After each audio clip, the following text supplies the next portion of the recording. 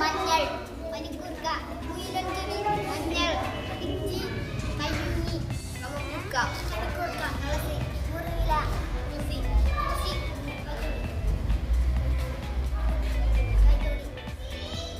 പനിക്കൂർക്ക, തുളസി,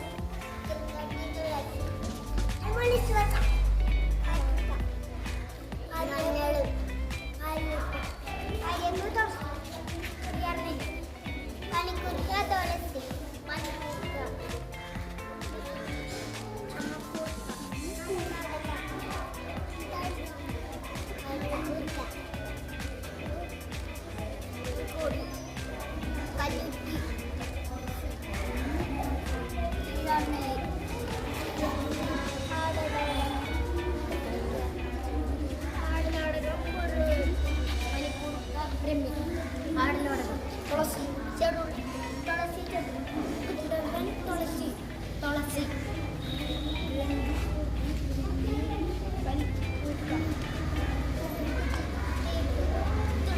പനിക്കൂർക്ക, ചെറുള, കല്ലിരിക്കും,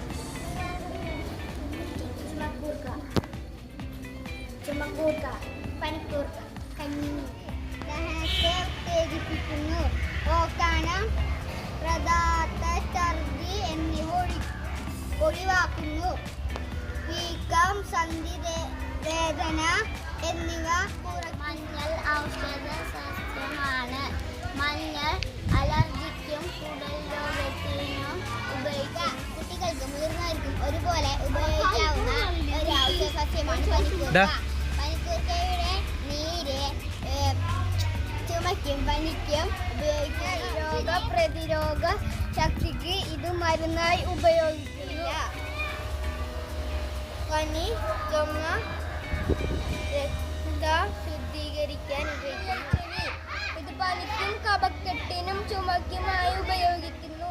ശരീരഭാരം കുറയ്ക്കാൻ സഹായിക്കുന്നു. പഞ്ചസാരയുടെ അളവ് ക്രമീകരിക്കുന്നു. ജലദോഷം, ചുമ, പനി എന്നീ അസുഖങ്ങളെ ശമിപ്പിക്കുന്നു. പനിക്കൂർക്ക ചുമ, പനി, മുടിക്ക് രോഗപ്രതിരോധശേഷിക്ക് പനിക്കൂർക്ക ഉപയോഗിക്കുന്നു. രമ്യ, ഓർമ്മശക്തി, മാനസികാരോഗ്യം, ചർമ്മത്തിൽ ഉപയോഗിക്കുന്നു. ഏറ്റവും നല്ലൊരു ഔഷധ സസ്യമാണ് മുക്കുറ്റി. മുക്കുറ്റിയുടെ ഇല, തണ്ട്, വേര്, പൂക്കൾ എന്നിവയെല്ലാം തിളപ്പിച്ച് കുടിച്ചാൽ പ്രമേഹ രോഗങ്ങൾ കുറയാൻ മനുഷ്യരെ സഹായിക്കുന്നു. ചുമയ്ക്കും തൊണ്ടവേദനയ്ക്കും എന്നീ രോഗങ്ങൾക്ക് ഉപയോഗിക്കുന്നു. തുളസിയുടെ ഇല, വേര്, പൂവ് എന്നിവയാണ് ഔഷധ രോഗമായി.